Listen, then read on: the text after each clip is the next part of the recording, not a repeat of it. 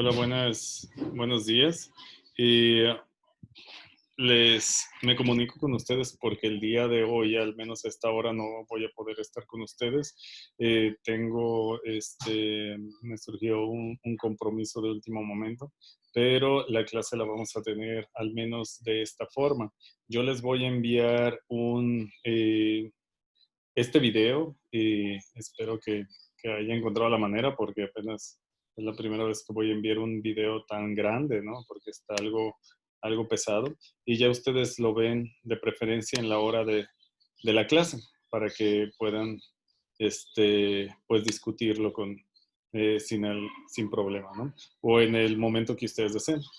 Bueno, ya estamos en la recta final para las evaluaciones. Ya es necesario, por favor, que me envíen eh, pues todo lo que queda pendiente con ustedes, ¿verdad? Que son los esquemas. Y estamos hablando del video que quedaron o las 50 preguntas, ya he recibido algunas, ¿verdad? Entonces, cualquier cosa, cualquier particularidad, favor de enviármelo o preguntármelo por mensaje privado. Bueno, entonces, les voy a compartir la información o la presentación de este día.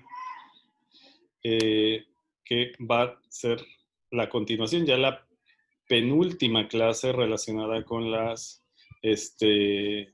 materia, ¿no? Eh,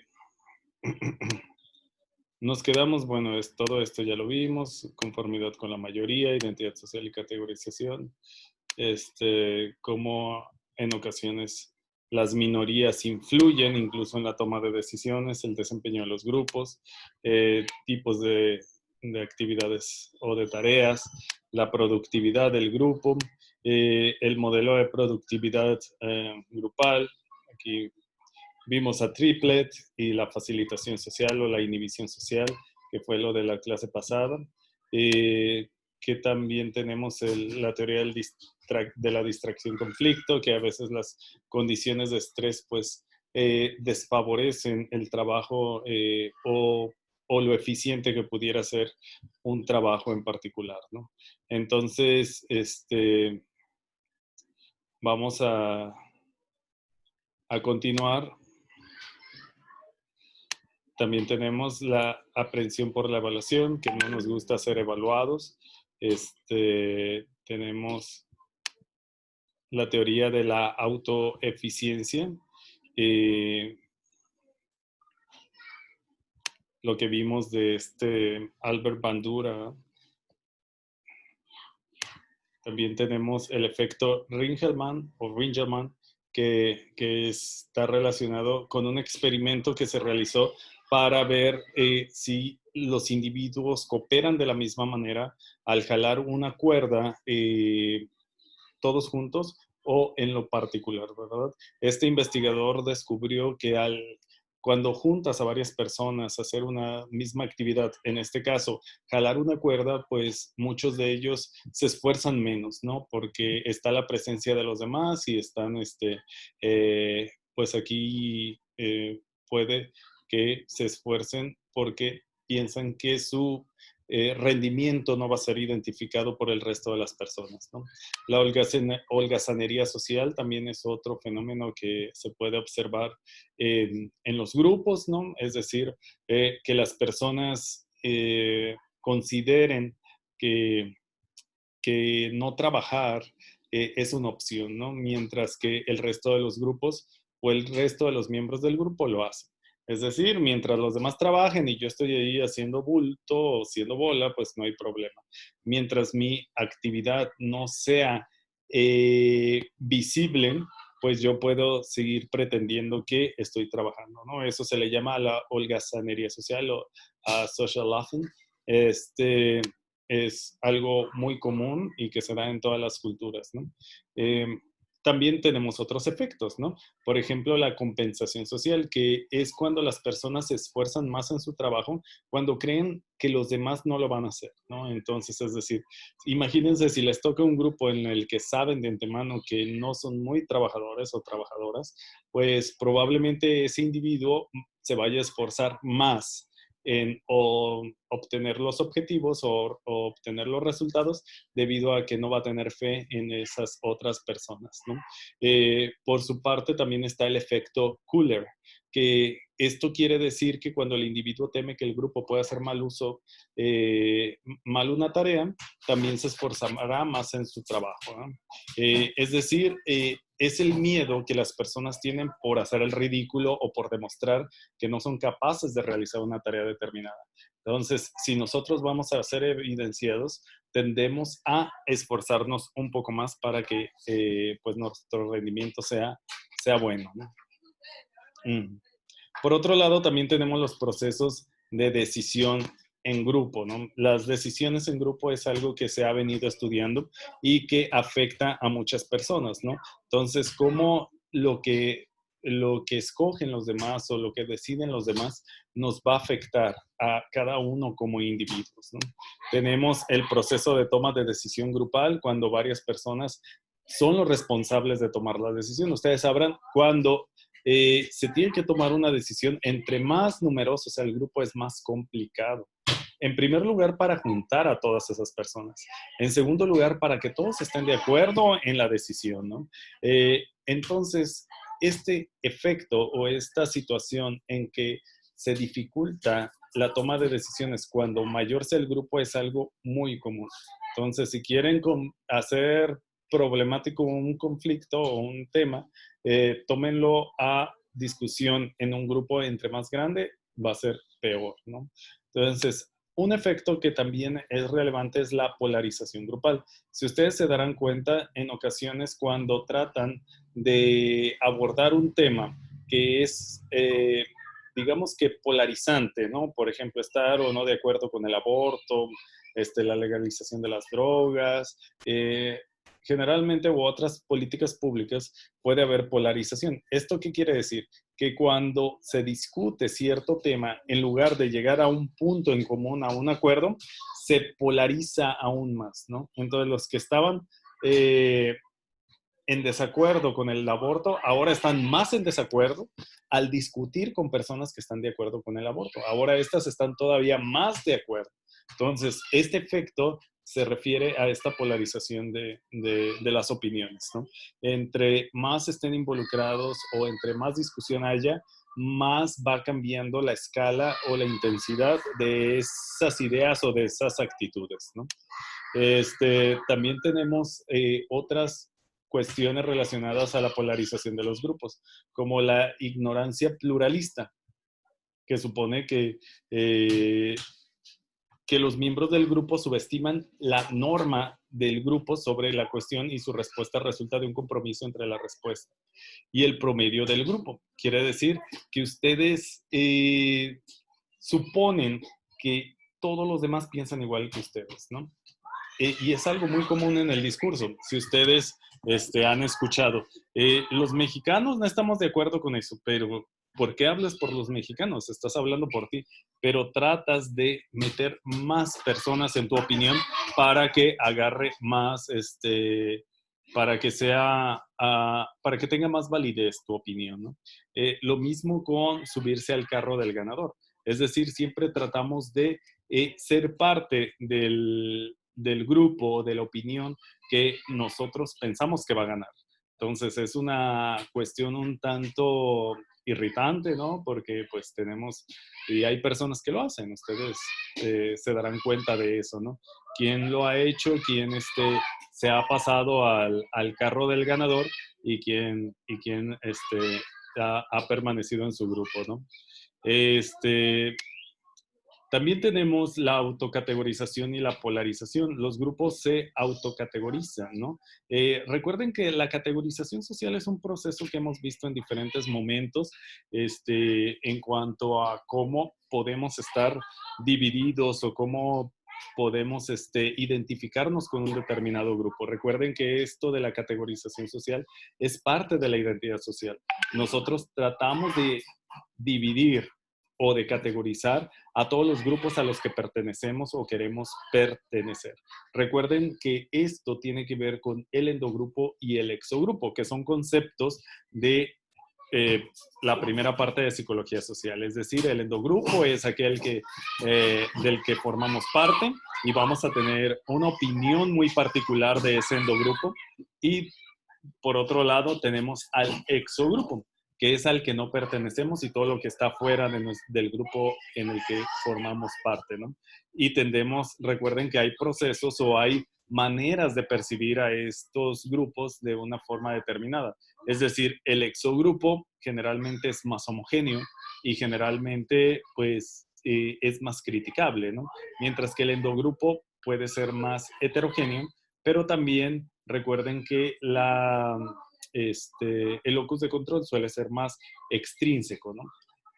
¿Recuerdan eso del locus de control extrínseco e intrínseco? Recuerden que el intrínseco, el locus de control intrínseco es cuando nosotros culpamos o atribuimos a un evento, bueno, un evento en particular, características propias o de la personalidad, mientras el locus de control extrínseco es cuando nosotros pensamos, atribuimos las consecuencias de algo a eventos externos, ¿no? Por ejemplo, desde otras personas, el clima, el ambiente, las condiciones, etcétera. Entonces, estos locus de control son muy utilizados a la hora de autocategorizarse, ¿no? Entonces, recuerden que siempre nos vamos a enfocar a un grupo determinado.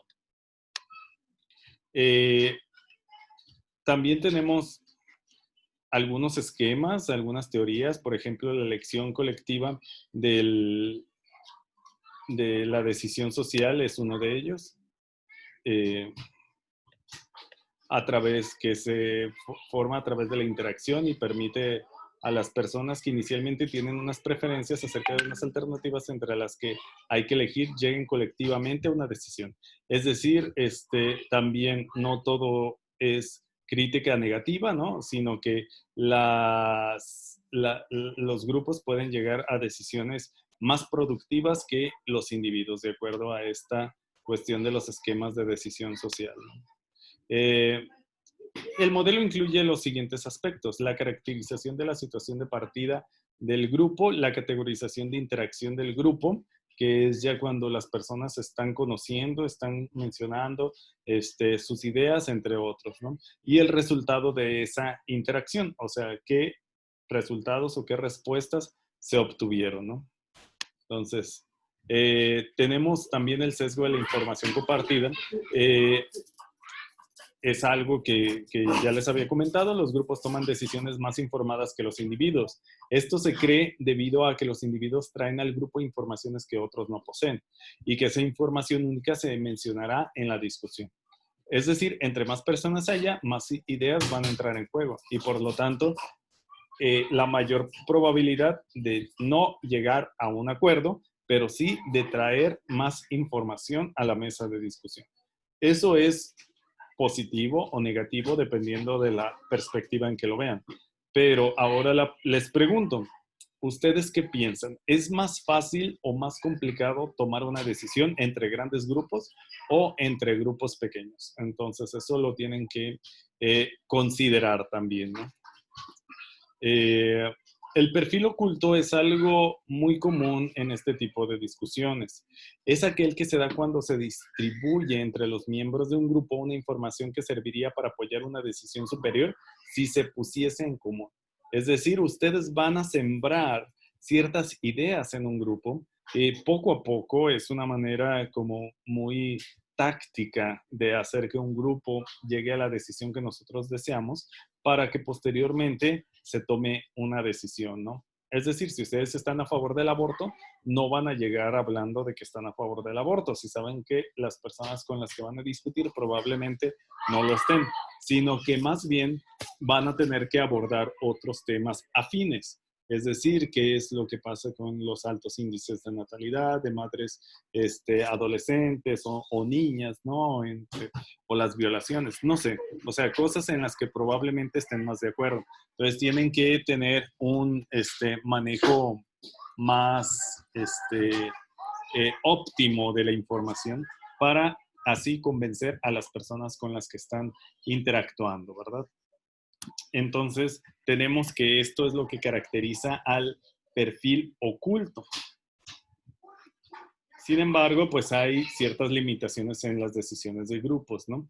Hay presiones temporales, obviamente tienen que llegar a una conclusión, lo cual resulta muy complicado debido a que entre más personas haya y más puntos de vista existan, pues puede ser más complicado que lleguen a un acuerdo, ¿no?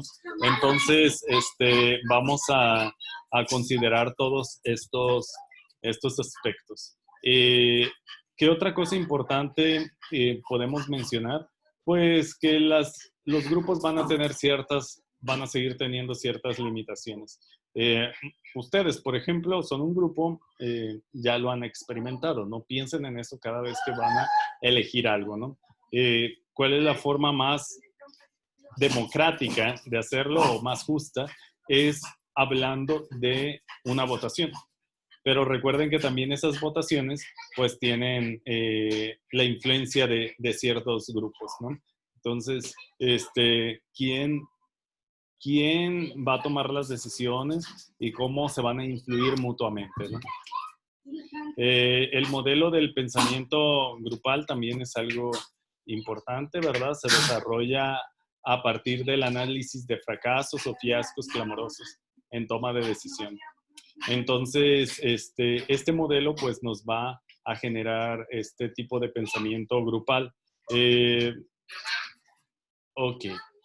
Entonces, hay un deterioro de la eficiencia mental de un grupo en la cuestión, en la toma de decisiones, como consecuencia del intento de lograr la unanimidad a toda costa a base de suprimir los puntos de vista que discrepen de la mayoría. Entonces, estamos hablando de este tipo de pensamiento grupal o esta manera de relacionarnos con los demás y que esto puede generar conflictos, ¿no? Entonces, entre más personas haya, más opiniones va a haber, más deterioro de la eficacia mental va a existir. Entonces, hay que llegar a un entendimiento, ¿no? A un acuerdo. Entonces, probablemente quienes se dediquen a la psicología social, psicología comunitaria, psicología educativa, básicamente tienen que lidiar con este tipo de problemáticas, ¿no? En grandes grupos. Y estos grupos pueden tener ideas muy distantes, ¿no?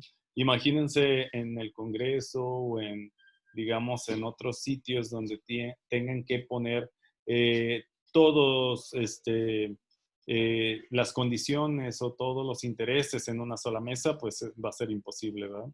Entonces, eso genera dificultades, pero es la base del entendimiento y de la democracia.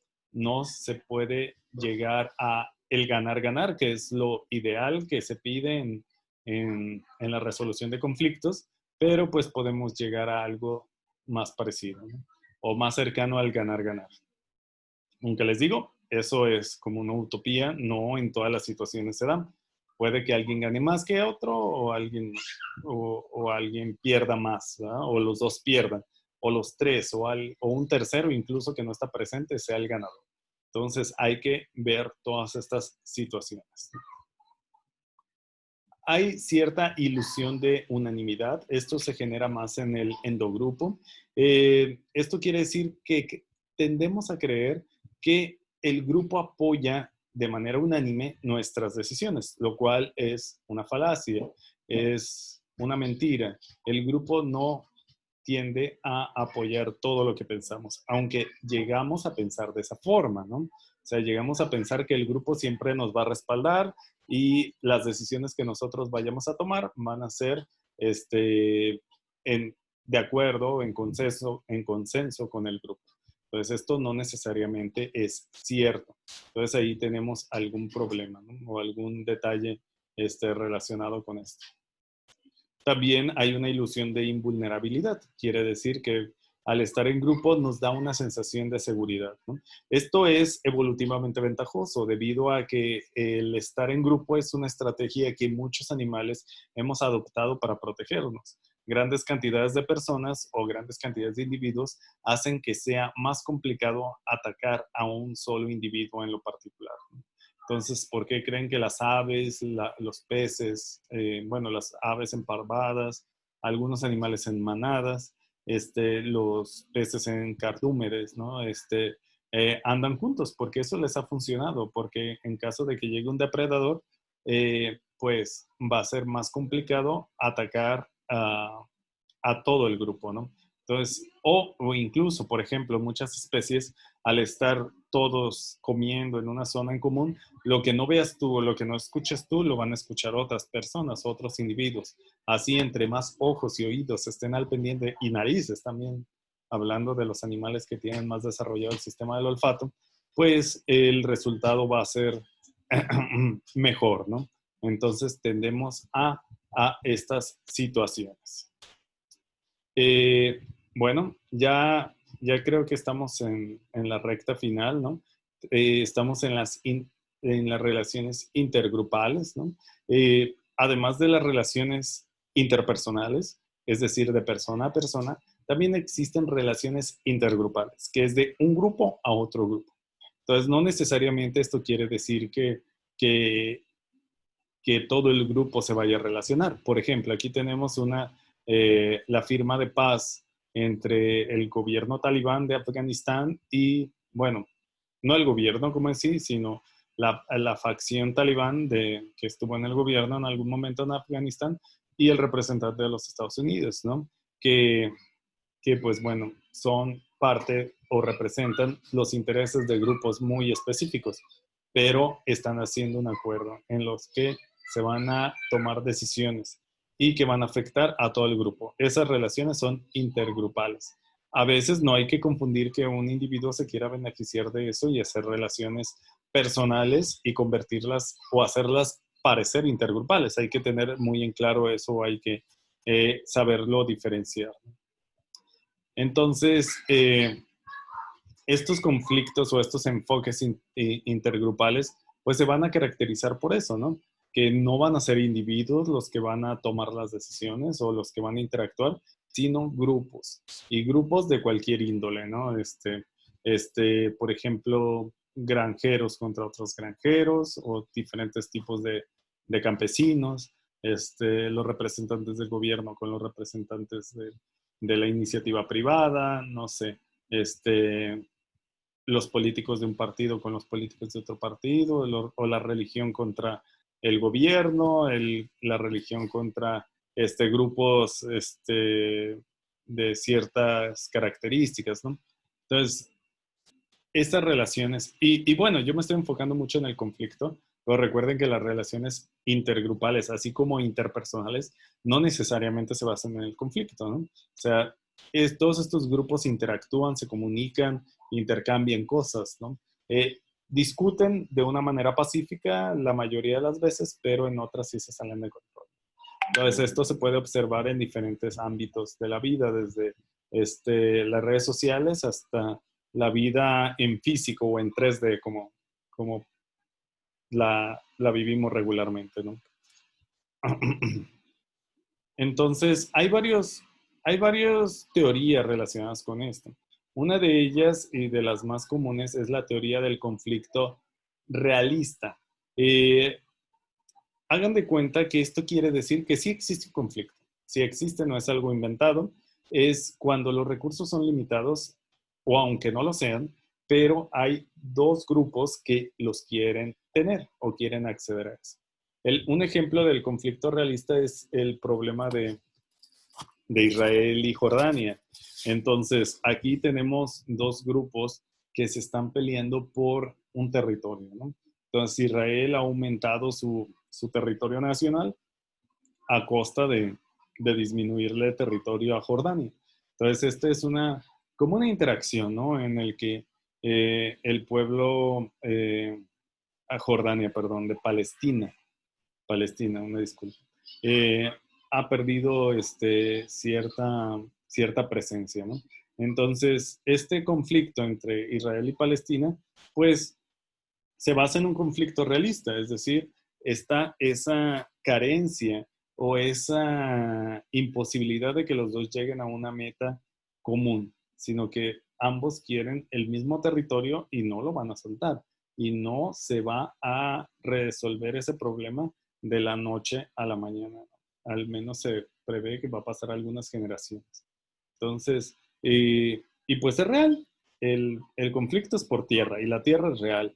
Y las ventajas y desventajas de tenerla o no tenerla también son reales. Entonces, esto va a generar este tipo de conflicto, ¿no? Eh, entonces, al final, este conflicto es que solamente uno de los grupos puede lograr alcanzar los beneficios. Es decir, no los pueden agarrar los dos. O sea, solamente uno de los grupos puede llegar a los beneficios de esa relación. Bueno, la identidad social también entra en esto, ¿verdad? Recuerden que este conflicto está basado en una cuestión étnica religiosa, ¿no? Entonces, por ejemplo, por un lado tenemos a los judíos y por otro lado tenemos a los palestinos que son de origen árabe. Entonces, dos culturas, dos religiones, dos formas de entender las cosas muy distintas, ¿no?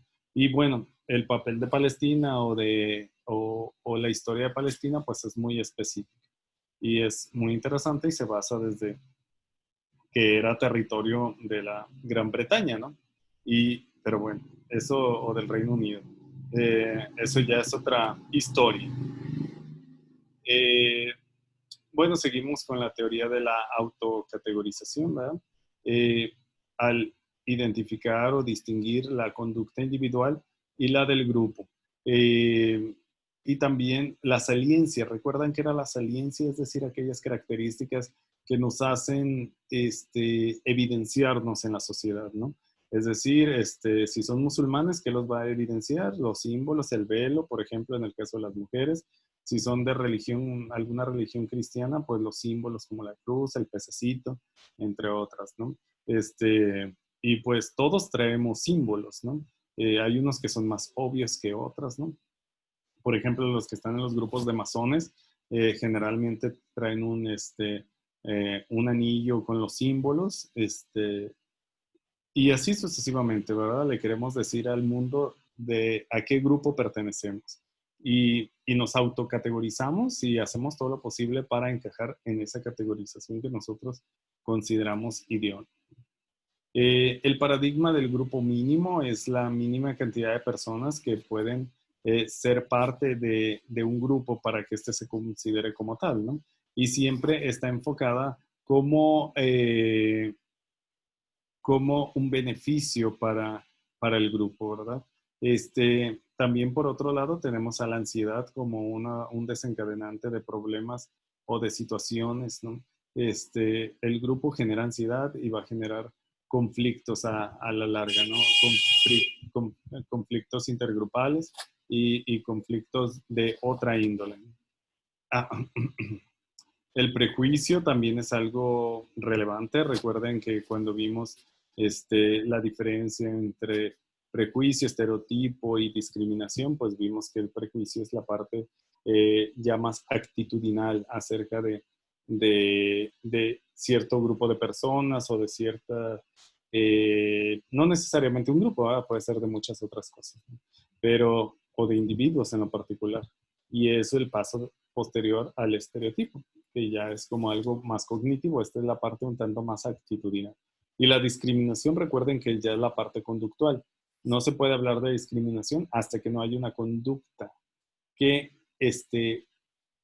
extraiga o limite a una persona por alguna característica intrínseca de ella, ¿no? Entonces, eso es lo que caracteriza, ¿no?